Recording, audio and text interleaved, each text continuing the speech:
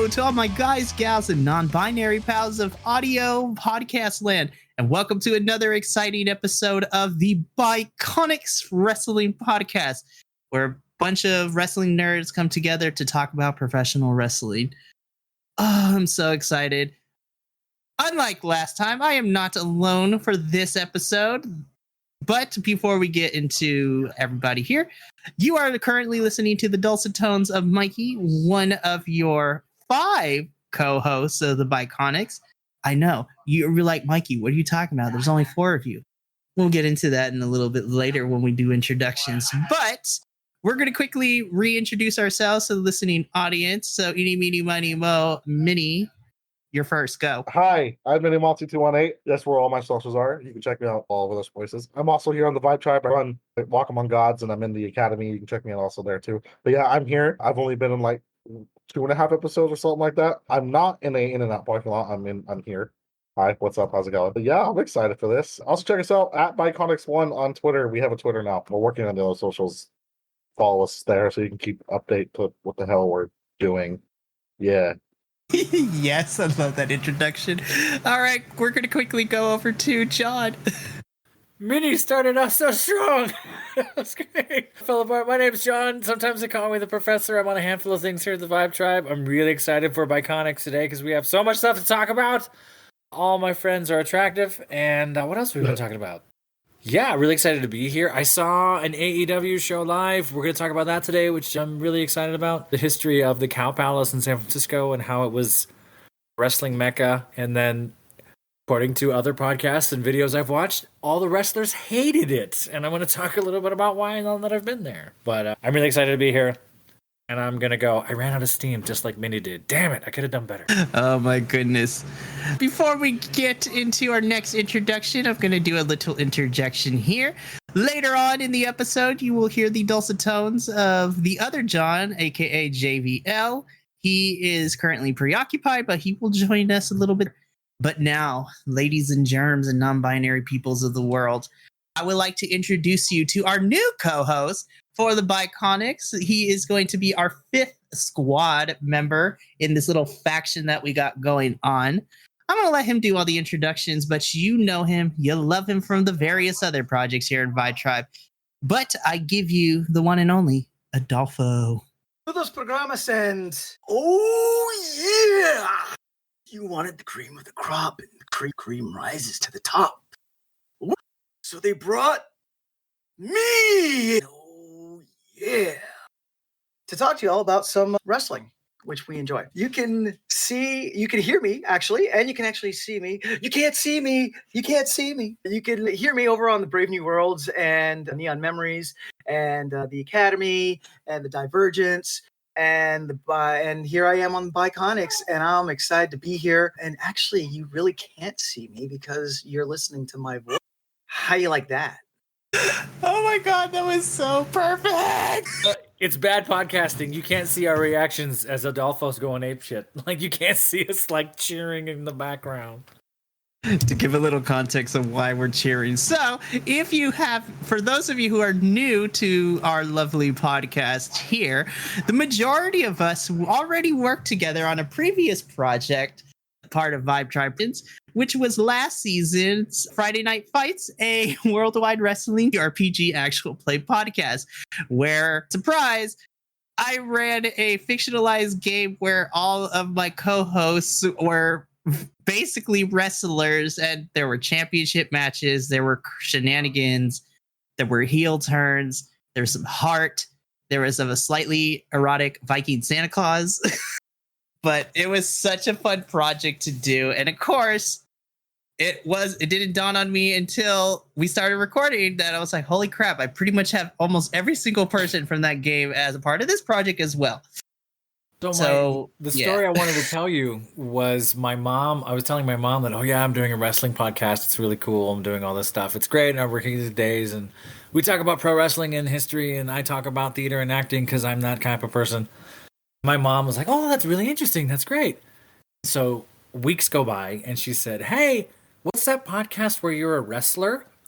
And I went, oh, it's called Friday Night Fights. And the moment I said it, I went, oh, Mom, I don't know if you should listen to that because John Kringleson likes to drop his sack on people. So I'm describing to her how dirty this character is. Yeah, I'm doing all these crazy things, Mom. Like, I say this and I do this. She's just stone-faced. That's funny. Maybe I want to listen to that. Okay, just know what you're in for, Mom. There's a mahogany table, and one of us tries to do stuff to it. Just be ready. And she might be listening. I don't know. Oh my goodness. Mama Crosswave, if you're listening to that, or if you're listening to this, know that we appreciate you, and all of us here at the Bi-Conics love you. Thank you for lending your son to us. Oh my goodness. I missed you guys so much. I'm so excited that we're all back here together. My heart. All right, enough about the sentimental crap. No, I'm just kidding. If some of us can show up on time. Would not be fan-fucking-tastic. I know, right? Here we were getting ready to record, and I can leave. I can leave right now.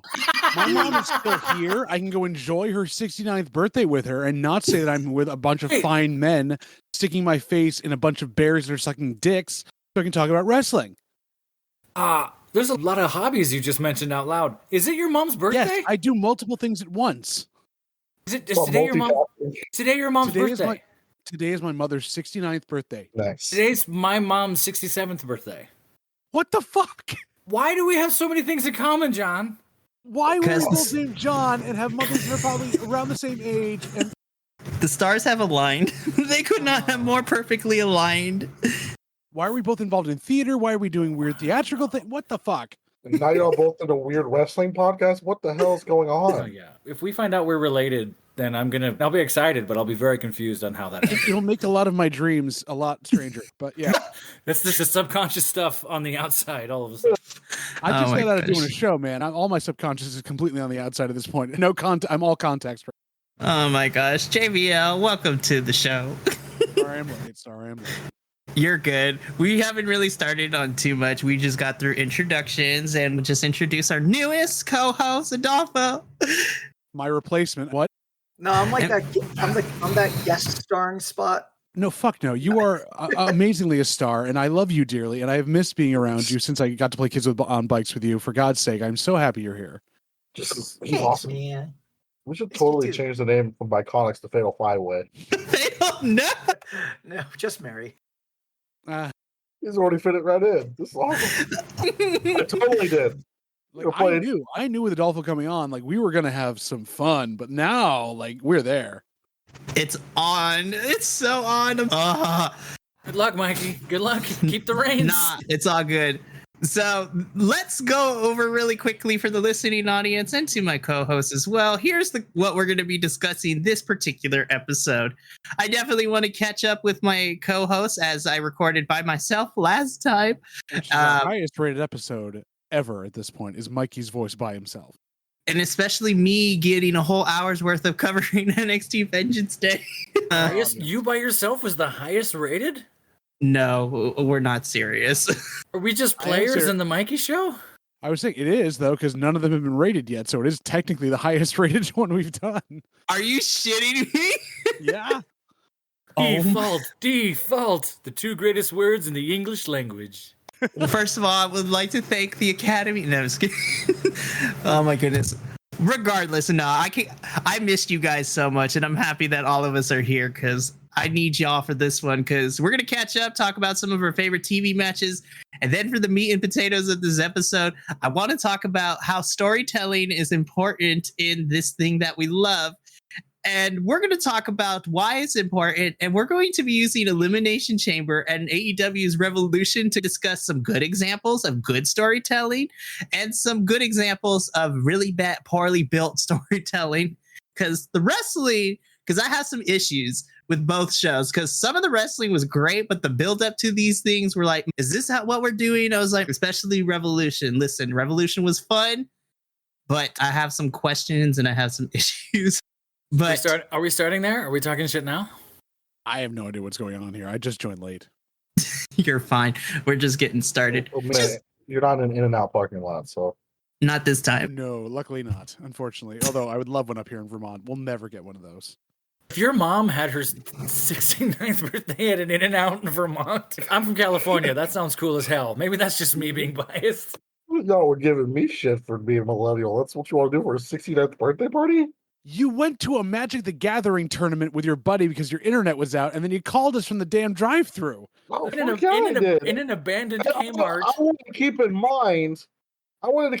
I finished the damn episode after all y'all left.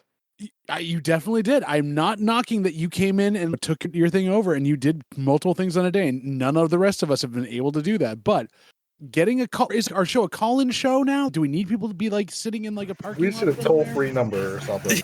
Stay tuned for next episode because we may actually have a guest person coming in for when we talk about WrestleMania. And I'll give you a hint. It's either going to be one of John's hot friends or it might be one of my friends, but stay tuned to figure that out. One of your hot friends too? It might be one. I hope it's his hot friend. I'll go through my list of hot friends and see what I could cook up. Okay. You sent us their IMDb pages. We know. I know, bro. It's true. And I just want to remind you all that they listen to this, so now they know. Hi, John's hot friends. How y'all doing? John's hot friend. You're saying that now, and I have my hot friends in the show that also want to join the podcast to this. Jesus. Get all these attractive people. Oh, nothing could go wrong. Nothing at all. Nothing. Oh my god. Do we call our guest the special guest referee? Yes. Is that what should we call the guest spot? The special guest referee. I am here for that. So we're going to canonically make our guests, every guest that we have for future episodes is going to be our special guest referee to keep this fatal 5-way in check. We need to send them a ref shirt just for us to watch them. I literally would be down. I don't know if we have to do that. I mean, come on, look at Ken Shamrock. He had like a full-on like muscle shirt, and then other people were wearing like nothing. So it's perfectly fine. Oh my goodness. But to your point, Professor, let's just jump into the shit. So really quickly, we're going to talk about good storytelling. Listen, I have notes, but honestly, based on what the conversations we had before we started recording, it seems like I'm one of the few people that watch way too much wrestling the last couple of weeks. Oh my gosh. Yes. Sorry, I got distracted. Just got replaced by it. I looked up, I looked down, and I looked up, and I saw a doll. Oh my goodness. Really quickly, we're going to talk about the pay-per-view, so we could wait till that. But I really quickly wanted to discuss for those of you who are looking for good wrestling matches to watch that are happening in the current era, like for me, and I'm just going to shout them out. So Ring of Honor came back to the streaming and the television and all that stuff, right? We're 3 episodes at the time of this recording. We are 3 episodes deep in this new era of Ring of Honor. And my God, let me tell you, it does not feel like a 2-hour show because it goes by really quickly in a good way. There's a lot of good matches, but my match from the last couple of weeks that y'all need to go watch just because of how amazing it is Athena versus Willow Nightingale for the Ring of Honor Women's Championship match. My God, it was a thing of beauty. It was so beautiful. It was a brutal match. Enjoyed wholeheartedly. And I loved it because Athena already right now is my Women's Wrestler of the Year right now. She's killing it with this heel character. Willow got to show off why she should be taken seriously. She has this cute, bubbly personality, but in tandem with her hardcore match on Rampage and just the amount of power that was given. Speaking of power, apparently Professor lost his for a little bit. I have no idea what just happened. Your closet door opened. No, it's bringing me back in. Don't go back in the closet. I worked so hard to not be in the closet anymore. Just when you thought you were out, they suck. Yep. But that is my match that I want people to watch that happened over the last couple of weeks. You should subscribe to the Patreon because I may show the list of our favorite matches and people will see that I have no life. Official? We have an official Patreon? No, not yet, but we're going to now. We have to now. It's a good joke. At this point now, we still need to make the Patreon. Yes. But so too when it gets there. Multiple times. Link will be in the description. I don't know. Eventually. In the description? I don't fucking know. Honestly, I want a t-shirt of has our logo on it, but it's like on an In-N-Out wrapper from some weird drive-through somewhere, or it's like a drive-through like menu of just all of our names. And just the menu is made up of all the random shit we have said on this podcast so far. Oh my gosh. The fatal But 5-way burger. So yeah. It just has face paint on. Oh my gosh, I can't. Before we get into what we're majorly going to discuss this episode, does anybody have any matches, things that they watch in the world of wrestling that they want to discuss real quick before we jump into maybe some fighting? I saw AEW Dynamite live at the Cow Palace in the San Francisco. My buddy won tickets on Instagram, which I always thought those were scams, and I've never known anyone to win anything on Instagram ever. And he commented, and dude got picked, and it was like, "Hey, what are you doing in 2 weeks?" I was like, "What? What do you mean?" So I got to go to the Cow Palace in San Francisco to go see it, which in the 80s and 90s was a wrestling mecca. A lot of shows went through there. And what's tough, and this isn't really, I don't want to rant too much about this, could be a whole other podcast, is it used to be a livestock auction house. So it's not really an arena, it's a box. That's like a barn. And the seats are really small and it's a weird shape.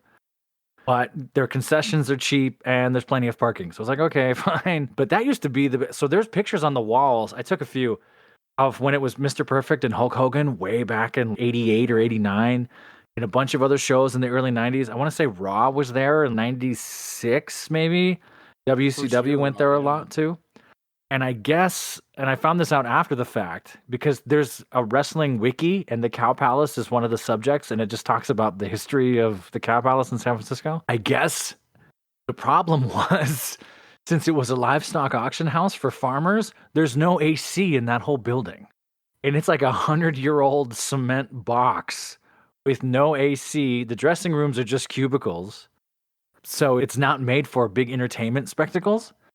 They used to do like Disney on Ice and concerts and other things there because you could have it big and wide open. But for wrestlers who are doing athletic shit for hours and you pump in there a bunch of wrestling fans going, you just cook to death in this building. It's like the Sportatorium in Texas. It's just like not built for anything like that. That's what they were comparing it to. And one of the things I was watching is like, yeah, it's just crap. We use it because it's all we have. Crap. Exactly. Nostalgic crap. Christian had one of the best promos of the night when he looked right at all the fans in San Francisco and went, I can't wait to leave and never come back for 10 more years. Like, that was so mean, but we love you for it. But seeing the 4-way tag match that night to start the show was ridiculous. AEW Dark was fantastic, but that was just seeing luchas do the crazy things luchas do live. And to watch it on TV, you respect it, of course, and you go, oh my God, that's physicality and it's an art or whatever. But when you're there live and you realize, oh yeah, 14 feet is really high. Oh, no. I fully agree with you because I can compare that to being in an elimination chamber and watching Montez Ford go off that cage. That is a long fucking drop. And then they all have that moment where they think about it and they take that breath. Please don't die. And then they do it anyway. Yep. And they do these leaps and these crazy things. So watching a ladder break during I don't know the name of it, so don't hate me. The AEW were fighting over the golden donut thing. The face of the revolution ladder match. Yeah, no one. Pillow match. Yeah, we're fighting over a golden hemorrhoid pillow. No one explained to me what it was. But when I was there watching it, the ladder broke, and Hobbs still climbed it and stood on it and is yelling at the refs, hold the ladder, hold it, trying to be cool because it's his hometown crowd. And the little nuanced dramatic moments, seeing that live that's so cool. Was fantastic. Was super cool. So I'm biased, but all those matches were great. Those are my favorite matches. Hell yeah. AEW Dark was way better than live than I remember watching on YouTube. It's not bad on YouTube. Watching it live, I was like, wow, these folks are just hungry and want to hurt each other. That's great. Good for you. Wow. So true. Yeah, old-timey wrestling fan. And I stopped watching towards the late Attitude Era of WWE, pretty much right before WCW, they put the nail in the coffin with WCW. And I've been getting back into wrestling. What got me back into wrestling was doing the Friday Night Fights podcast. And doing the podcast, I was like, oh my God, I've forgotten so much. And so I started watching it. And I have to say, it's a lot of wrestling. There's a lot of wrestling out there, which is cool, which is really cool. But then, like, when you don't have time to watch all the wrestling, then you feel like a poser. Just with the natural progression, I started with WWE, and I've been watching. I watched Elimination Chamber, and I've been watching Raw and SmackDown. I haven't been able to tune into NXT because, like, for whatever reason, I can't. No one watches NXT except for me, because somebody on this team has to cover it. Yeah, which it is a shame because those are supposedly like the up and comers. There are some good up and comers down there. My biggest issue with NXT is the lack, and we'll get into it for our major topic, is the lack. The booking decisions are very questionable a lot of the time in this version of NXT, but also storylines like make no freaking sense whatsoever in some cases, which I'll talk about because the group text thread got my wrath when I found out that Roxanne had to vacate her title, and I'm like, why? But I'll save my rant when we get there. Overall, I've been able to stay up with WE a little bit more than AEW and I'm still trying to figure out what it is about AEW that, like, I'll put it on, but then I lose interest. And I think maybe it's just that WE has been around for so long. They know how to do the spectacle for us to have. So it just, for whatever WWE, I've really been fantastic. That did the green spitting. Great Muda.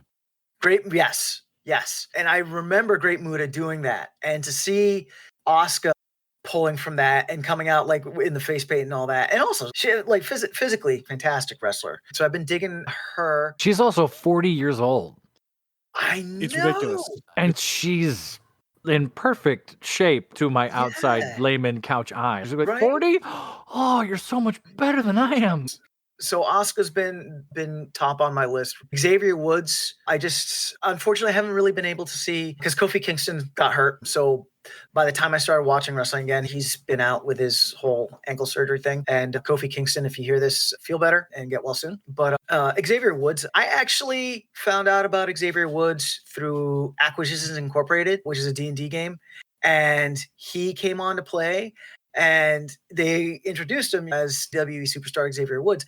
And it was fantastic how he would use wrestling moves for his barbarian to do in game with cheese puns. And it was fantastic. And finally getting to see him wrestle, he's very good. It does a lot of the high technical moves really well, does a lot of great selling, and also again his theatrics, really good showmanship altogether there. There's also the thing on 2K23 now, who is the tutorial guy, so you'll see a lot of him if you play 2K23 now. Telling you what the new buttons are and what this is and all that stuff.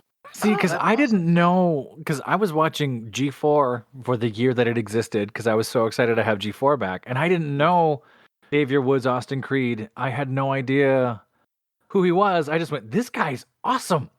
He's charismatic. He's a great host. He's funny. He knows nerd games. And then all my friends were like, yeah, dude, where you been? He's been on YouTube for 10 years. What's wrong with you? It's like, what? What do you mean? So his channel's fantastic. Like being an actor. I know, seriously. I was doing other things. But then when, you're right, as a technical wrestler, and this is something you all might know more of because you followed it longer, has he just been stuck in the mid-card? Or as a part of New Day? Like, he's just getting buried in the middle. And that sucks. He was even in NXT. He was like mid-carded, and they didn't know what to do with him. They made him out to be that Lanny Poffo, the smartest man in the room thing for a while because he was still going back to his degree, and then because he's getting a PhD in psychology. Like he's smart. And even on the main roster. Yeah. And then you take it further back too. Before NXT was the thing, he was Consequence Creed in the TNA days. Those days. Up with the Rocky thing, like full on. And that's in trouble. And even then, he was stuck in the mid card or in the tag team division in TNA. Yeah. And he really hasn't taken off until he got into New Day. Like he was part, like Kofi, Big E, and him were all floundering on the main roster, and they finally came together and said, "This is our last shot. We just want to have fun and do something." And they put New Day together, and nobody wanted them to do it, and they just made it their own. And then they sell more merch than everybody else. That's why they're still together. They have a freaking cereal, for God's sake. Yeah, Bootios. Yeah, I gotta buy that. But yeah, so Xavier Woods, he's been great. And then Match wise, I'm trying to think of anyone else. I don't want to get too deep into talking about stories because I know that's something that we're really gonna cover.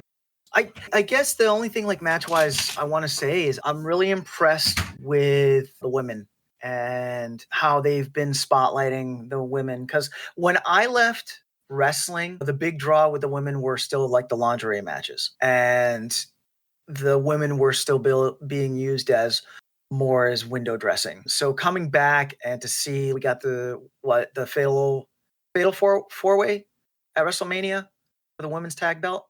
Yeah. Yeah, it was like a fatal 4-way. It was like Sasha, Naomi, Tamina, and Natalia, and then 2 other teams. Like Right, all those yeah, women were that's to be determined. And then like with Charlotte Flair.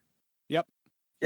Charlotte Flair. Man, the other night, spoilers if you didn't see Raw, but the fucking throwdown that Rhea Ripley and Charlotte Flair had was fantastic. I loved it. It was so back and go watch the women's war games at NXT. You'll love it. the War Games match is so good. Yeah, I'm definitely gonna check it out. But so yeah, that's this old timer's little take on what's going on right now. I forgot back when you were watching wrestling, it was lingerie matches in China. That was all the women's division. And China was in a couple of lingerie matches, which was weird. Yes, she was. It was a weird time. Which again, China, they didn't know what to do with her because that's just like she was massive and could do everything the men could do. But we don't want to. This was before the men-women matches and stuff that we're almost accustomed to. We're almost okay with now. She also ran against the good old boys in the locker room who didn't want to do that either. And now we were talking about this pre-show podcast as we're getting ideas about there, and I mentioned this to Adolfo too. We're at this stage in wrestling where it seems like there's 5 or 6 generations all in the ring at the same time. There's wrestlers who are 20, 25, 30, even 18, 19-year-olds who are quite literally holding up 55, 60, 65, Ric Flair 70-year-olds, making sure they don't burst into dust in the ring. I said all that to say this. The women are really carrying the torch in a way. Like our whole new one and running with it. Yeah, and it's come so far, and they're better actors. I'm gonna say that every time. They just are, and I buy their storylines every time they say something. Everything Rhea Ripley and Charlotte Flair do, I'm like, yes, I believe you. I'm all in on what your words and what you're saying.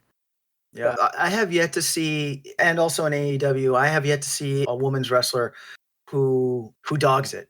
You know what I mean? Some guys they'll get out there and they just like the Brock Lesnar match at Elimination Chamber. I was just. You mean Dick Kick City? Yeah. That was trash, and it was like, why are you bringing these guys out? They didn't even look like they wanted to be out there. You do it because Brock Lesnar sells tickets.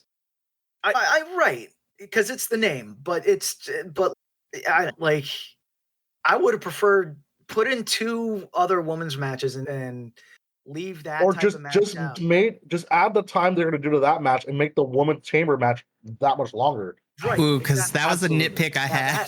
The women's chamber match could have been a little bit longer. They could have just fucked the Lesnar match. Yeah. You know what? Since we're talking about the Elimination Chamber, let's just go through this real quick. Here we go. All right. Can I say at least one match I watched recently before this that I really Oh, enjoyed? sorry. Yeah, go ahead. Nah, you're late. You don't get to talk. Fuck off. In my dreams. Literally this week. This week was Daniel Garcia, Brody King. I fucking loved that match. It was beautiful. Work it over and then get the weirdest dink of the bat from Jericho to knock Brody King out, this giant monster. Like fucking hell. It was so good. When was this? Was this just the other night? This past Friday. On Rampage this Friday. Okay, I gotta go dig that up then, because I have a Chris Jericho bone to pick, but we're gonna talk about that later. Ooh, we're gonna talk about it. I just wanted to say that, like, throw a match in there. That's the match that I enjoyed this week. I didn't really watch a lot of besides Elimination Chamber because I can't get my shit to work out at the time. You wanted to see me there. Oh yeah, of course. Trying to look for you in the crowd. Elimination Chamber was actually the first time I've sat down and watched a full thing of wrestling in 10 years. But I've been keeping track of wrestling through What Culture and WWE stuff. But I did see a video I thought was hilarious. You guys know how they're doing the AI bots that can make it sound like people? Have you guys seen those things on TikToks? I saw one where it's Vince McMahon. And he goes, my dream WrestleMania card is Omos versus this guy, Omos versus this guy, Omos versus this guy, and then it's Omos versus Omos versus Omos. So I was thinking about the random Omos versus Brock Lesnar WrestleMania match that should not exist. No, we'll talk about that towards the end, because at the time of this recording, WrestleMania is in 2 weeks, and every match actually looks pretty good. Except for that one. Does anyone know if the Great Khali is still alive? Could they get him on the horn Yes, and he put is. him in the ring? He's teaching in and India right now. He has a wrestling school in India. Great Khali can barely walk. That can't be Yep, true. he That's does. true? I'm gonna That's send you a true. link. I'm gonna send you a link. What? I don't want to sound horrible, so I got to be really careful with the things I want to say. The Great Khali has a wrestling school in India? Yep. So I learned this his recently. early days were very good. Great Khali, early Great Khali was really good. Yeah, the first 20 minutes of his career, perfect. Then his Wow. knees started giving out. Then it was just like, okay, cool. I'm only thinking about it because I just saw The Longest Yard and I forgot he was in that movie. That's right. He was in it. Goldberg was in it. Steve Austin was in it. You don't want to talk about Steve Austin's part of that movie. Kevin Nash was the funniest thing in that entire movie when they started giving him estrogen. He did a great job. Great Khali. Yeah. Hold on to that rage, Professor. We'll get into it when we talk about Jericho. But oh my goodness. Yeah. Elimination Chamber. Elimination Chamber. It was awesome. It was great. So for the next 2 hours, ladies and germs, we're going to talk about why storytelling is important. And we're basically just going to go through Elimination Chamber and Revolution and have our praises and our nitpicks, because both shows, and for me personally, were very fun to watch, though I have some bones to pick with certain matches and how certain stories were built. But why are we talking about storytelling? This is watching people just wrestle in a four-sided ring. Why does wrestling need stories? I'm going to tell you why wrestling needs stories, right? Because we're fucking. Honestly, that's right. If we were just going to watch the technicality of the wrestling, most of us would probably just watch a regular mat-to-mat wrestling, Watch in your house. AEW. Yeah. Now, We'll watch Kenny Omega highlights. This week we will when he fights Hijo de Vikingo. Oh my God. I'm excited. I'm for so that. fucking ready for that match. Sorry. We're getting off topic. But to preface why Elimination Chamber was so good for us, because we were also all texting each other at the same time this Elimination Chamber was going on, and it You made guys it are the so reason much my better. Battery ran out in the damn thing. Sorry. On my roaming ass phone in Montreal. So I think, and coming from a theater perspective, and I know Adolfo has some thoughts on this too, and I'm sure John does as well. When you're doing fight choreography or you're building a fight in a show, if there's no story in the fight falls flat. And this is just a plot thing.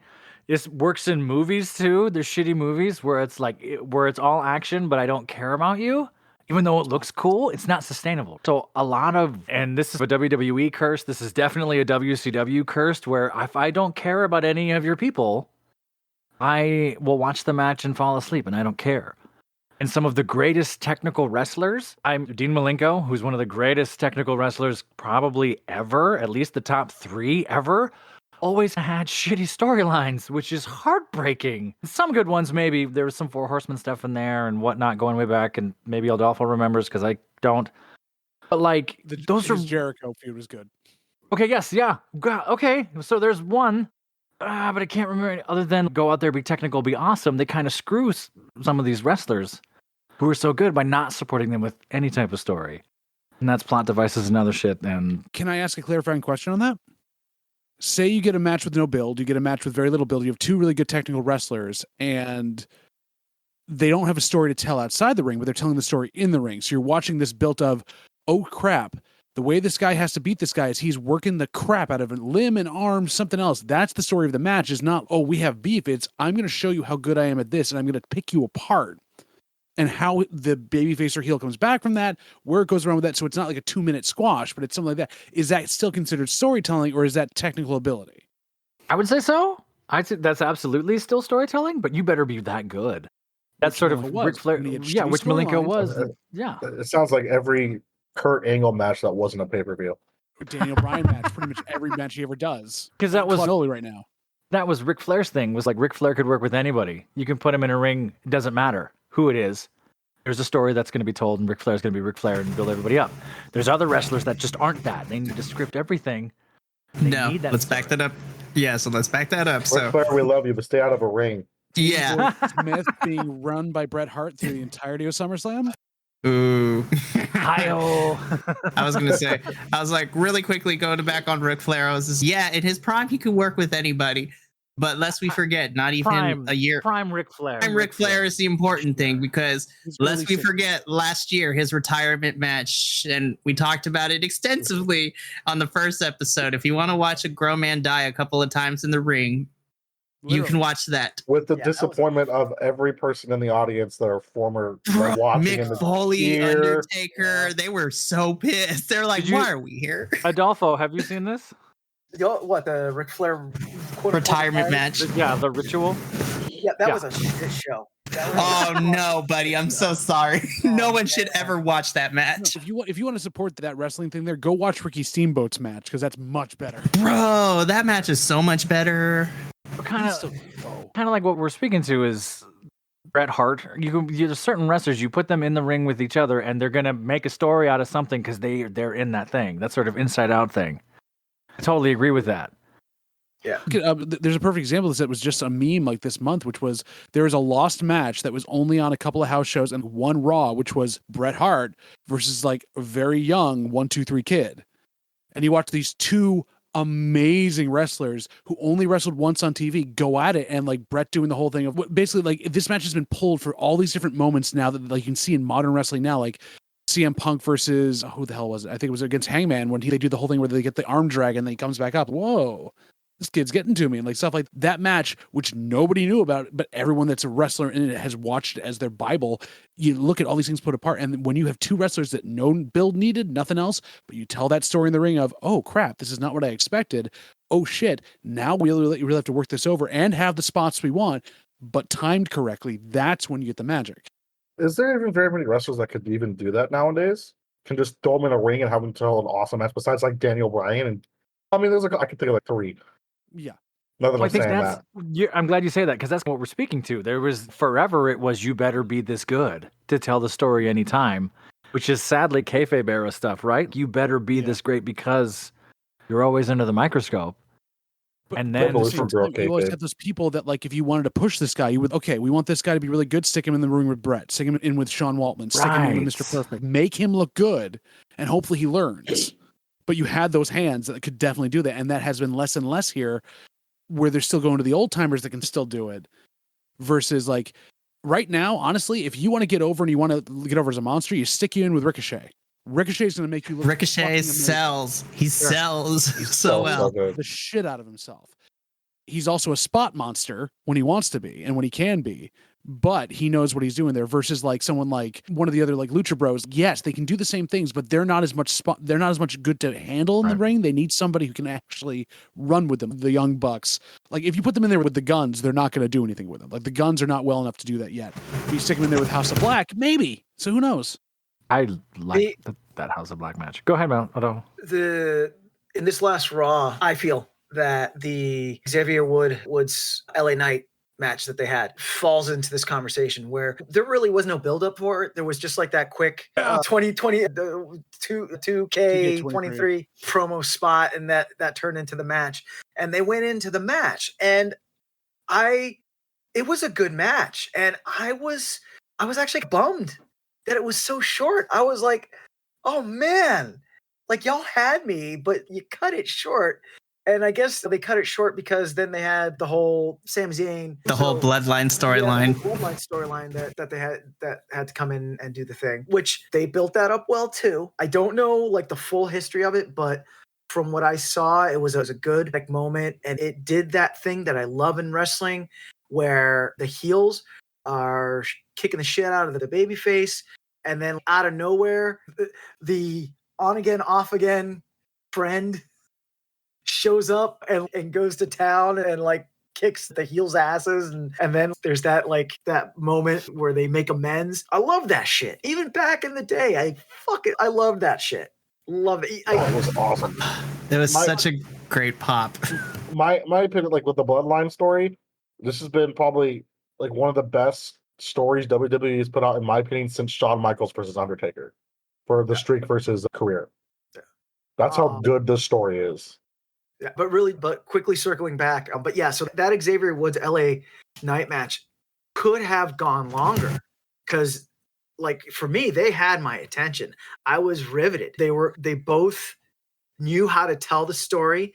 They both have great characterization that they tell through their wrestling, and it was a great story. And I was bummed that it was so short. Oh my goodness. Yeah, I like LA that's Knight. He's a fun character. yeah. Watching it get popped by Rey Mysterio backstage was hilarious. He needs to win a couple more matches though. Like, he's already got everybody on his side, and they need to push the hell out of him. But he needs to win a couple matches. Oh, they're doing the Bray Wyatt thing to him right now. It's not even Bray Wyatt. Like Bray Wyatt, all Bray Wyatt's done is promote Mountain Dew. Like he hasn't done anything else at this point. So. No, like pre-return where he would push us as like really good, like intense guy, then just lose every time. Kind of, except that back then also he was Max Dupree or whatever it was to like push maximum male models. I'm so glad they got him out of that. Otis is so good. I'm not gonna lie. I like that goofy wrestling stuff though. That's good. I feel it needs to be a little bit more. This is the year like that comedy wrestling can take over. Like I am so happy it's being given the love it needs on all the different brands finally, and like in spaces it hasn't. And that's even better storytelling because comedy wrestling allows you to have those moments where you can breathe in between all this violence and say, okay, this is still an art form. This is still something else. And it doesn't have to be the same way for everybody. It allows you to have variety in your wrestling, which I talk to a lot of old schoolers who don't want that. I'm like, why not? It's all still wrestling. It's all still performative. And at the same time, you're popping because this guy's putting his hands in his pockets and doing the limbo underneath the giant clothesline. Or I love Orange Cassidy forever and a day. You know what? Who I wish. Oh, I want Santino Morello to come back. He is back. He technically is back. You gotta watch Impact Wrestling. Right now he's okay, so let me go off a little tangent real quick. So this past Thursday, right? This whole podcast is tangents tonight. Shut up. So this past Thursday on Impact Wrestling, because Santino is back, he's now the authority figure for Impact Wrestling, which is another brand. Y'all should go check out Impact. Anyways, bro, they reunited Santino and Vladimir Kozlov on Impact this past Thursday, and it was the funniest shit I have ever seen in my life. And I was just like, this is what I want to need. I'm like, this is what I needed. And yo, Santino be looking pretty good though. Like he is fit. So is Vladimir Kozlov. They're just built. They are fit. Kozlov's doing stunts and stuff in Hollywood now. Like he's so good. I'm that sorry. Little segment was great. Every time I think of Kozlov, I think of the hilarious botch of him not going over the top rope, and like you just have to like re-clothesline him over the top rope. Every time I think of Kozlov, I just think of that. Wait a second. Is Santino the guy who called him John Cena? Yes. Oh, okay. He's the one that had the Cobra, the setting finisher moves of all time. The few times that they broke Cena on screen. That's the only time. Okay, that's why I remember the Cobra and the thing, because I wasn't watching wrestling in that block, but I remember this joke. No, man somehow took second at a Royal Rumble. And now there's been talk that he might go in the Hall of Fame, which would be freaking amazing. Can we? This is a tangent. I don't want to make it a tangent show. We need to have. How are they picking Hall of Famers? Money donated to the. Are they just They're reaching into someone's hat and going, "You're a Hall of Famer." There's no. They picked like one dude. It's okay. This guy definitely deserves to be in because everything he's done. Everybody else, It depends. There's Bull always this year. We need Bull Nakano this year. I was like, which women is going in? And I think Bull Nakano is the one that should go in. I'm still. I don't know when they would, but I'm still hearing rumors that Batista is supposed to go in this year, which I'm not mad at. Ray is going in, so I was just like, are we foretelling what's about to go down? Yeah, just like easily. I wasn't watching wrestling enough Adolfo, at this time. you are muted, or we can't hear you. Sorry, Adolfo. Can you hear me now? There you are. Yes. We heard you. Go ahead. All right. I have a little complaint about that. Let me just air it real quick, and then John, I'll let you speak. Airing of the grievances. Speaking of storylines, am not a fan of how they're inducting Rey Mysterio into the Hall of Fame this year, but they still have this whole storyline where his son is against Rey and all that. Dominic's being a little bitch. Right, Dominic's being a little bitch. mommy. He's with He's with I'll talk about that later. You better not disrespect mommy, because two of us will come at your house and we will fight you. I'm just kidding. We love you so much, Adolfo, but I know. There will be words of disapproval. But I am not a fan of how they're carrying over the storyline into him being inducted into the Hall of Fame. Because to me, I feel that downplays his acceptance into the Hall of Fame, because every wrestler that I've seen go into the WWE Hall of Fame, it at least looked to be of a serious thing. And everyone, for that moment, they broke kayfabe, and old adversaries who you thought never got along would get along, would come out and would shake hands and whatnot. And it felt like a real thing. So to have the storyline continuing through while he's being inducted to the Hall of Fame, I feel just really cheapens that. And I don't think is a good story idea. Like, do you want to hear something more disappointed with that? Okay, go ahead. So, there has not been any confirmation yet, and I'm strongly against it because I don't want it to happen. But this is what I think is going to happen, because we still have yet to get confirmation that it's going to be Rey versus Dominic at WrestleMania. At the time of this recording, we have 2 weeks until WrestleMania starts. I kid you not, Adolfo. I don't want it to happen, but I think this is what's going to happen. Rey is going to be giving in the middle of the speech, and they're going to use his speech as a storyline angle, because Dominic is either going to attack him or do something really disrespectful during his speech. And I was just like, I don't want that. I really don't. Like any other time. We can all see it coming a mile away, though, right? Yeah, because I think this is the first time they've inducted an active wrestler. Like, he's still active wrestling for the company. Yep. That wasn't just he's there every week. This is the first time they've inducted an active wrestler. Just so there. Was Edge still wrestling when Edge got inducted? This is when he still had his neck problems. Yeah. Edge had retired, and then 2 years later was gone. And the only person I think, Minnie, that they've done that with, technically, because he was still technically a part-time wrestler, was Triple H on the couple of times with DX or whatever it was. He's been inducted to the Hall of Fame with those groups, and he was still technically wrestling. But and then this is the sense of Ray's there every week, and he's wrestling he's wrestling on the house shows still and doing everything like that. Exactly. So yeah, you're right. Using it as a storyline is dumb. Do I love the fact that Rey Mysterio is being inducted? Yes, I grew up loving it. I love Rey Mysterio. It's like probably my all-time favorite wrestler because I grew up watching him. Storyline wise, stupid, dumb decision. Is it a good way to bring heat for Dominic? Yes. He doesn't need more heat, though. Like, he's already a piece of shit. Elimination Chamber and watching what he got there for being in the freaking way on the floor, he doesn't need any more go-away heat. He's got enough. He got enough when he said that Eddie should have won the custody match. The fact that they brought that back, the custody match. I'm fully waiting now because Vicky Guerrero is a free agent. She technically is. He's going to show up and be like, "Come to Grandma." Yeah, weirdly enough, I missed the "excuse me" on my TV screen. Anyways, continue, Adolfo. When Dominic said that Eddie Guerrero line, I felt my nuts get kicked. That's the type of heat that cost. I still love the signs that they let in that have all the Eddie references to it. That are Eddie's the father, all the fun shit. But at the same time, I don't feel like they're using probably one of the very few people that can ever do an Eddie Guerrero storyline post his death and not make it seem fucking terrible. I mean, you hope that the family is. The only other people they could bring in for this would be Chavo, Batista, or Vicky. Yeah, that is very true. But Lord knows everyone and their mother anytime, and this goes across all companies. Everybody wants to use the Three Amigos. That's just a personal problem I have. I'll get over it. The move is so damn good though, you can't not use it. Okay, so this is a hot Logan Paul. He about knocked himself out when he first did that. He knocked himself out when he first did that move. Yeah, so there's a little bit. We're gonna get into some hot takes real quick, but this is the hot take. So just like last year when everybody was using the Canadian Destroyer, and I got tired of seeing it. It's the greatest move in professional sports. What are you talking about? I'm getting tired of it. Listen, I understand that everyone wants to do their tribute, but can we not, like, I'm tired of watching the Three Amigos like every other week on my TV screen. I'm like, please stop. Even though, you're not supposed to talk about them, I want to see the triple German suplexes that Chris Benoit used to do. But, Well, it's 2023 and there's still a whole ass debate. I was just they talked about him in a podcast and people were like, well, it's like, dude, Chris Benoit's awesome besides his.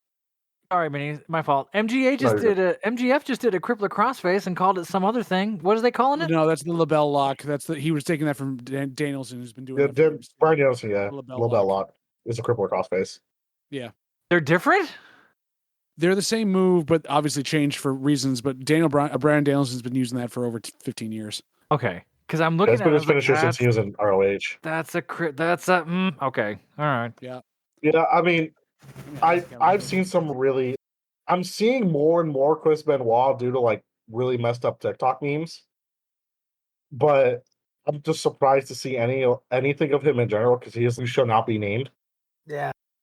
But that's why. which unfortunately sucks because the dude was messed up. He didn't do that, like he was messed in the head due to him doing a diving headbutt as his finisher.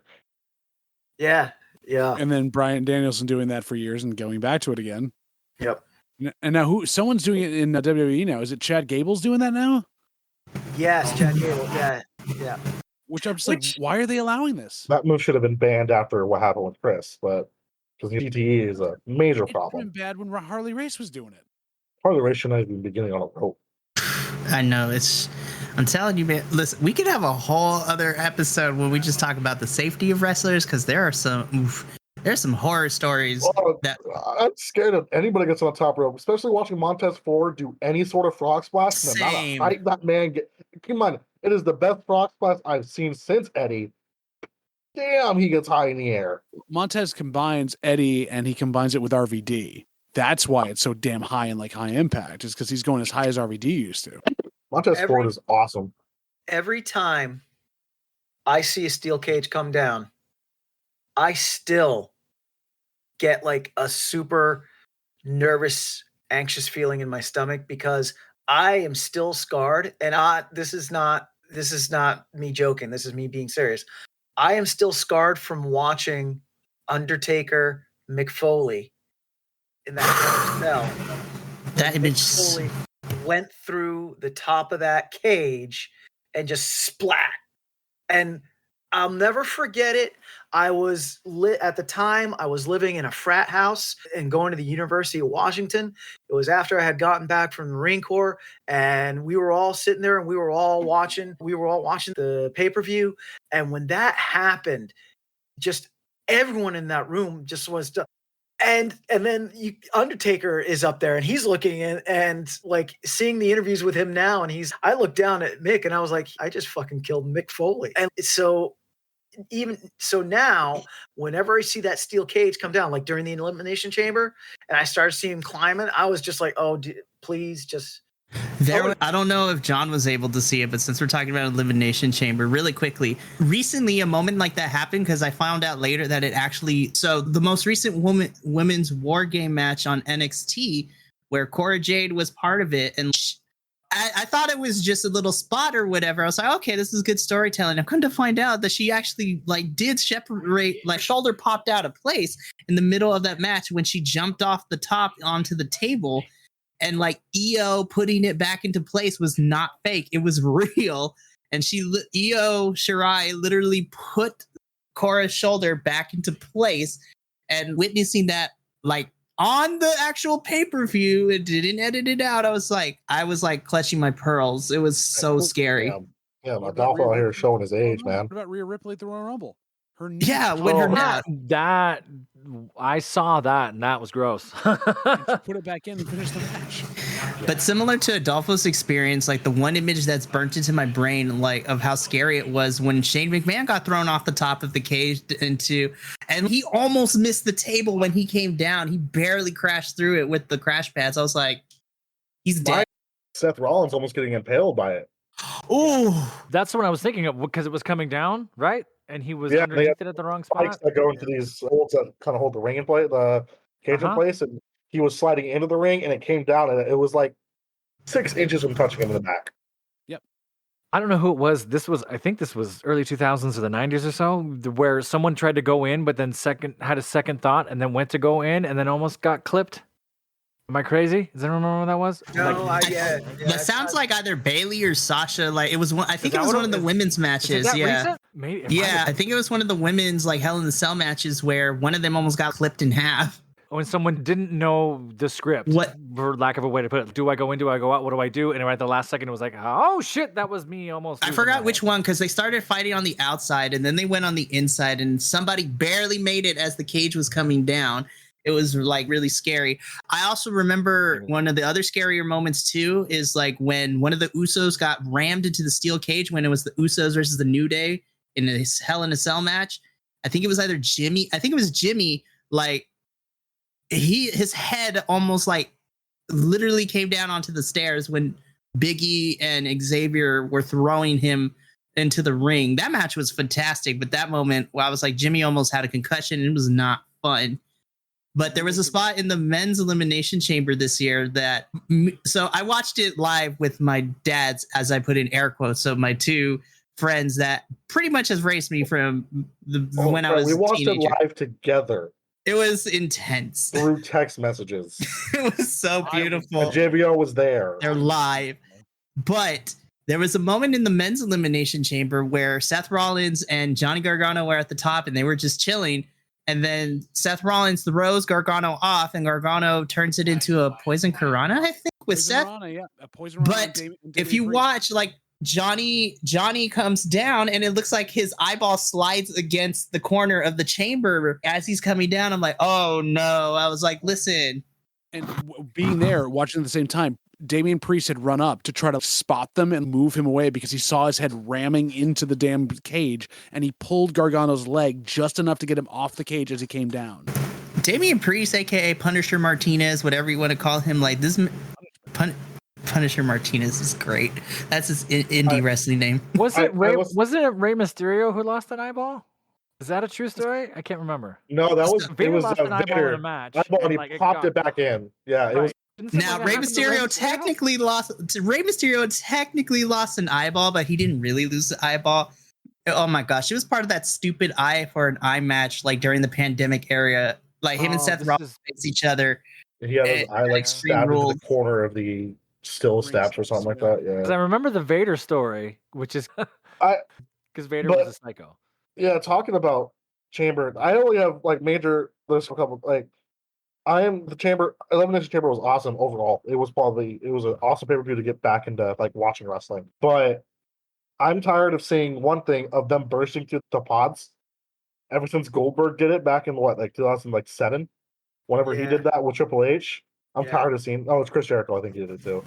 I've seen that over and over every year. It lost its luster after the third time. I appreciated the new thing they did this year with both matches, which was someone tries to hide in their pod and they get locked in with other people who beat the shit out of them. That was literally hilarious. like telephone box, then be like, no, watching Rollins bounce Austin Theory back and forth was hilarious. And Carmella hiding in her pod, which was hysterical. Right, that was funny. Yeah, that was hilarious. And another thing, wrestler safety, I understand, but putting the pads down on the sides of the ring or the chamber where it used to be just metal. It makes sense why, but I miss when it was just like the metal rebar that they were getting suplexed on. You're a masochist. You've seen who we idolize. How can you? This is the sports in general argument, right? How do you make it safer when it's inherently violent? You do that, but right. Like you can do hundreds and thousands, or you can do anything and everything you want. They're still blowing out their legs and knees and ankles and whatnot, even trying to be as safe as they are. During the show I went to with the Cow Palace, during the ladder match, I don't know if you don't really see it in the replay, but this was for the golden hemorrhoid pillow. They set the ladders up that they were like a bridge in the middle. And I don't know who it was, but somebody walked across to get to somebody else, and somebody shoved someone. And the dude's leg went through the rings, got caught, and he was hanging by his knee. And when that happened live, it was 10,000 people. Everyone went, ah! And we're all yelling and screaming, no, over there! Help him over there! We were totally out of the match for about 10 seconds. He's done! There's no way! And we're seeing him like sell it a little.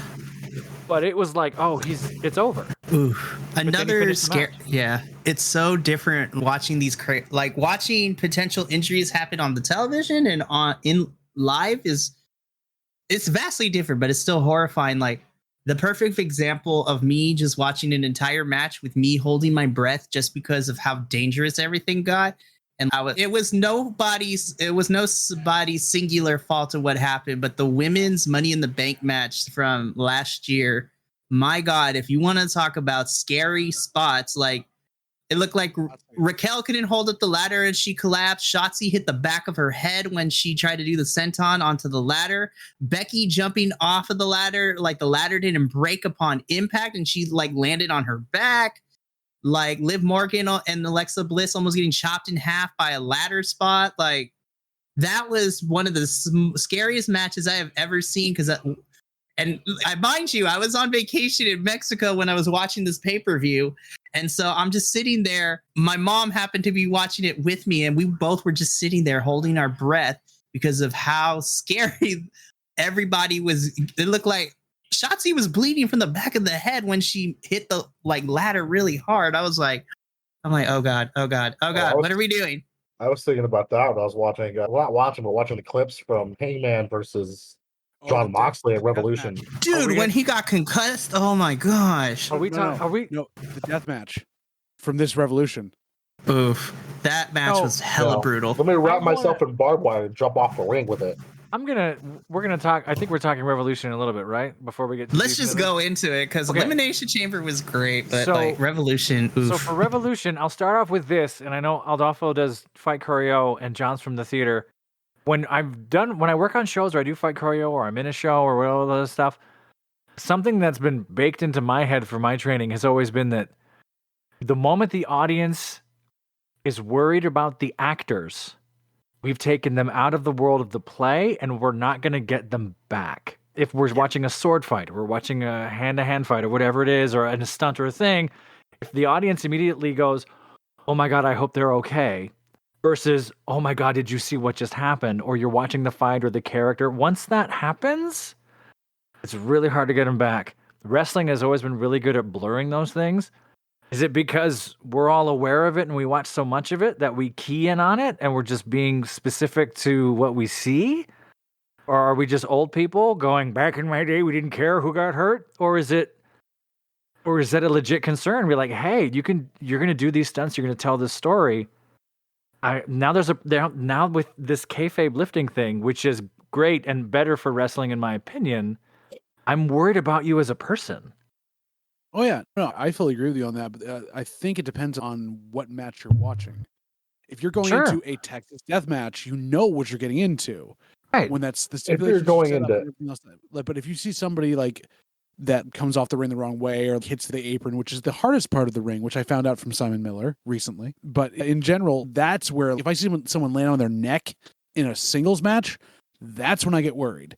Yeah. Not as much like this where they're gigging each other and Moxley untying the tape on his arm as he's finding more and more razor blades to cut himself up with. That's another peeve of mine. I don't want to see Jon Moxley bleed for a couple of weeks. You know what?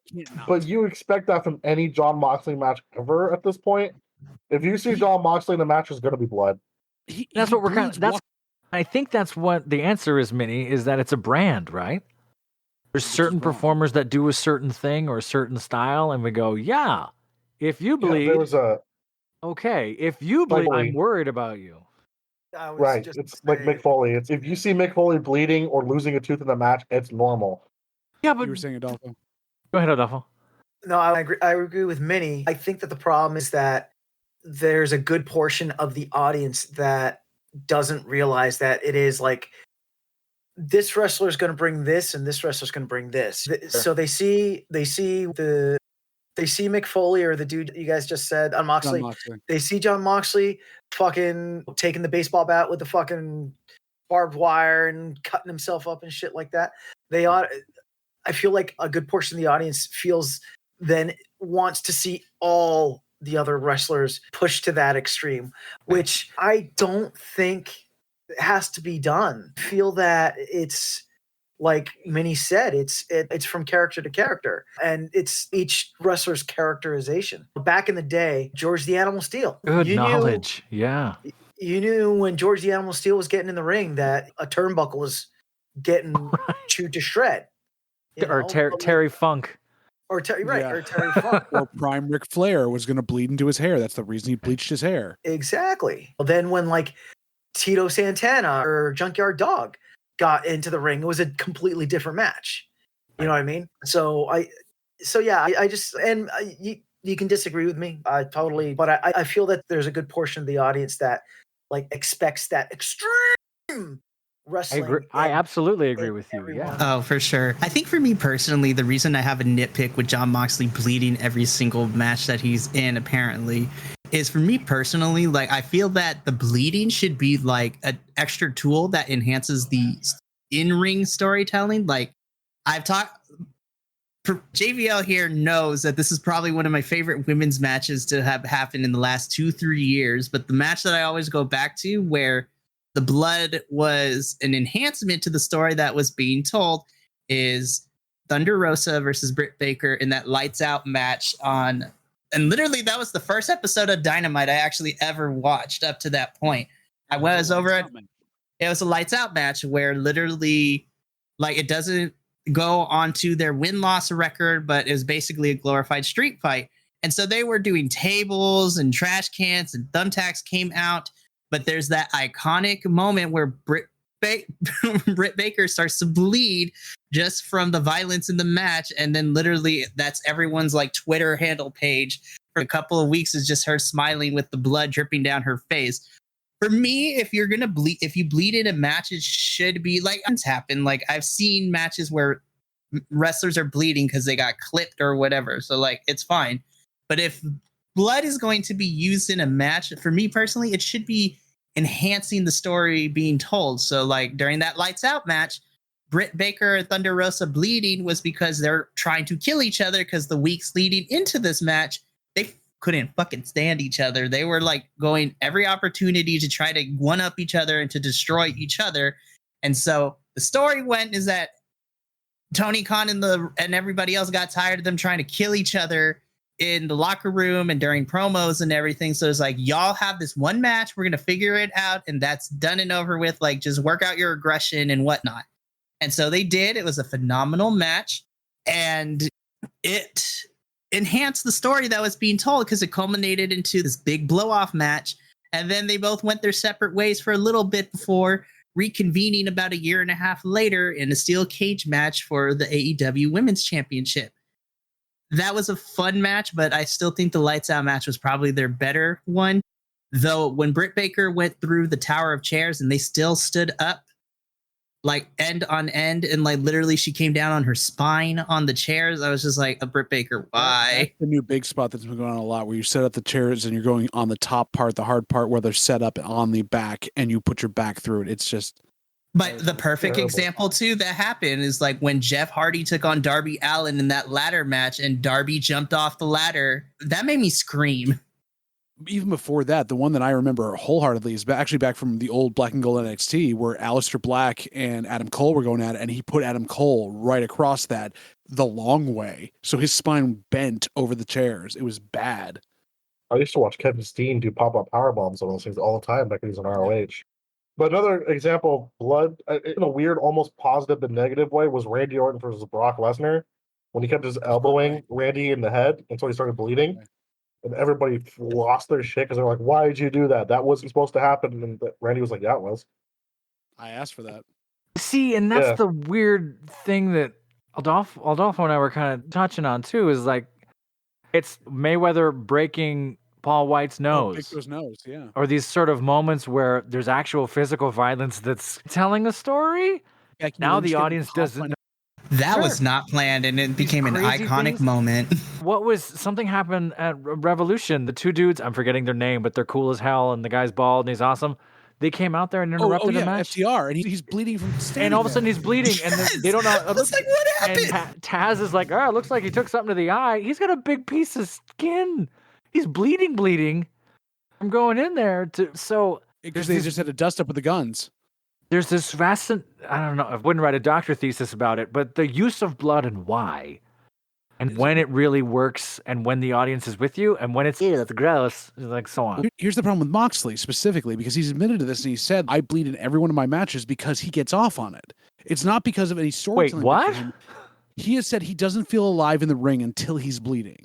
Oh, and his wife Renee has talked about this. Like, she's worried about him because that's half the reason he went to rehab and did all these things, because he actually mentally was in this place where that was what got him jazzed to do his stuff. Was, I'm not feeling like it's a good match until I'm bleeding all over the place, and they've had to try to pull him back from that because he came up through GCW. He came up through those extreme wrestling things where you bled every match. Yeah, GCW. We could have a whole episode on GCW because like infamously for their hardcore matches, which, by the way, I actually watched the Masha Slamovich versus Nick Gage one this past weekend. It was actually pretty good, but carry on. That's where he came out of. So he came up his way of being internalized as you would as a fight choreo person or anything else. When you're in a certain type of weapon or anything else, you know how it feels in your body. For him, it feels in his body by getting opened up. That's when he feels comfortable. And that's why it's every fucking match. And it's starting to become a problem. And this even looks like, too, like the people he's bringing in to do this are having to go farther and farther with him. I mean, look at Adam Page for the last one. There was a part in that match where I could not watch, where I saw Adam Page gig himself up here by the hairline. I saw the blood starting to come down. And then Moxley pulled the fork and he went full Abdullah Butcher. And the spray from him all over his face. That fork spot. Oh. Or the insanely stiff back rakes. Oh, yeah, pulling this. Oh, my God. So I just looked up GCW because I had actually never heard of it. They're based down in New Jersey, Adolfo. Make a trip. You're doing stuff in your neighborhood. I want to go. Be very careful if you go, though, because the crowd there gets intense and it might not be safe for you. But like the old school ECWs that were done in like abandoned Kmarts and stuff like that, those folks were nuts. Oh, I'm glad to see that lineage live on a little bit. And this is not a tangent. This is related to what we're talking about. AEW's camera people, or whoever's doing the stuff in the truck, the editing, they caught all the moments they were trying to hide at Revolution. And I'm only because I'm aware of it. Like I saw them do the squeeze on the hands to check each other a lot. I saw them talking to each other when they were supposed to be knocked out a lot. They botched some of Christian's stuff when he's talking to what's his name? I just forgot. Jungle Boy as the match is going. Hey, dude, this is this. Are you okay? This is it. I'm seeing them talk. Oh, don't film them like that. By the way, the House of Black being like they turn the lights on and they're still in the ring getting out. I know. Yes. With them. They had tiny little Brody. They had Brody King Jr., which I will admit was cute, but it's rough because they're supposed to be these big bads, but Brody King is like amazing dad. Like he's so dad mode. It's so funny. I fell in love with them big black boys, by the way. That speaks to something in myself. But something about you can't catch them blading. Because now we're back in that conversation we were having earlier of, am I worried about that? Am I catching this? Am I not? Am I not? I saw it in MGF. I saw him cut himself. And they cut away really fast. I was like, I saw it. Come on. Don't. Or the best is when you don't see them do it, but you see them walk over to the ref and slap their hand or something to pass the razor to get rid across, of it. Yeah. Or literally in that Texas death match, Moxley's entire thing, you could see 7 or 8 more blades were in the tape. Exactly. As he's taking off part of it to give to somebody. I'm like, so that Texas death. So this is not the first Texas death match I have seen within the last 2 years. There was that one, and then there was the Mickey James Deonna Purrazzo one, like at the top of 2022 at Hard to Kill, was actually really fun. But like I said, like all these big, like crazy death type matches, I feel should always be a blow off to a feud. And that's my issue that I'm currently having, but I understand if it leads to, so like this was supposed to be the blow off match between Moxley and Hangman, right? This is the end finito, all this stuff. Let Moxley go on vacation. And then what proceeds to happen is like literally not even 2 weeks later, after the triple threat for the Trios Championship, which this is a hot take. I was disappointed by it, but it is what it is. Like, I thought it was fun, but I wanted more.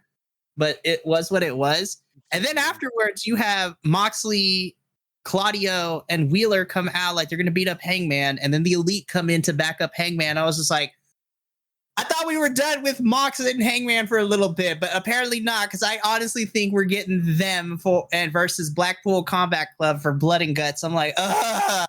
I was like, can we move on from this feud? But who else are you going to do? I don't fuck. So here's the thing. So I'm going to put on my Booker hat, right? I'm happy if it goes the direction where I think it's heading with the AEW championship. I'm all for a fatal 4-way between the 4 pillars, because that promo was a lot of fun on Dynamite during MJF's Rebar Mitzvah. My problem is, how do you spread that out? How do you spread like this story out with these 4 for 2.5 months? Because Double or Nothing's not until the end of May. So if that's the story they're going with, how do you spread that out story-wise for 2.5 months? Well, I'm quite curious. Wasn't they were going to do that? They were going to. This is the rest of our year, and we're going to see who's first up for Double or Nothing, and then they get past that pay-per-view, and the next one of the pillars goes up for the next one.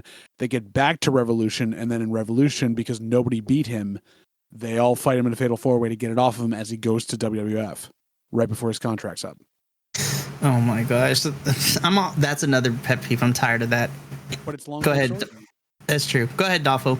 So now let me ask this. Do you think that it's that the writers in AEW do you think it's that they're being lazy? Do you think that they're just really trying to milk the cow for what it's worth? Because from what I've heard, AEW currently has a issue where they actually have a lot of talent, but not enough storylines to go around. So, You are correct. Their roster is bloated, Adolfo. I kid you not. So, JB, when you said, who else do you bring in? It sounds like they have the manpower to bring in new bodies, as it were, new talent for new stories. So now the question, is it what's going on with the writers? Is it that they don't know what to do, or... I think it's partially that. I think it's also that they're building around, like, they're still getting a lot of flack for not using the women's roster they've done. They're trying to work those things around. My point to who you're going to bring in was, for Blood and Guts specifically, you have to have a team of 4. And the only factions they've got going right now are the Jericho Appreciation Society, who have been in both of the last... I don't want to see them. I don't want to see them in this one. You have the Elite, which you've got to add Adam Page to, because they only have 3 and then 4, because Adam Cole's not around. And then you've got the House of Black +1, or do you have who do you have against them? You have Blackpool Combat Club. So that for me was, I knew they were going to put Adam Page with them in that storyline and write that in, because you don't have enough factions of lots of people to do it, because you're not going to make the Firm happen. It's not going to happen. That's the hard part. If you haven't taken the time to build up large groups, you can't throw them together at the next pay-per-view for what you need. That aside, they do have a problem also with, they're using all the stars they have, they're putting them together, and they're not giving people chances. Whereas you heard Jungle Boy bring it up on that, like he was on Dark for 3 months, and they're putting people on Dark that they could be bringing up, and they're starting to realize, oh crap, we probably should be doing this, especially because we can't count on the CM Punks of the world, the Adam Coles of the world, everyone else to carry this for us that we brought in, but they're still not there yet. And at the same time, they're scrambling to try to show that they're progressive and not WWE by trying to not book one women's match a week now. What is it? Like, I have no idea. So let me put my thesis hat on real quick, Adolfo. This has been a Vibe Tribe production. Remember, take care of each other, love one another, and as always, keep those good times rolling. We'll see you next time.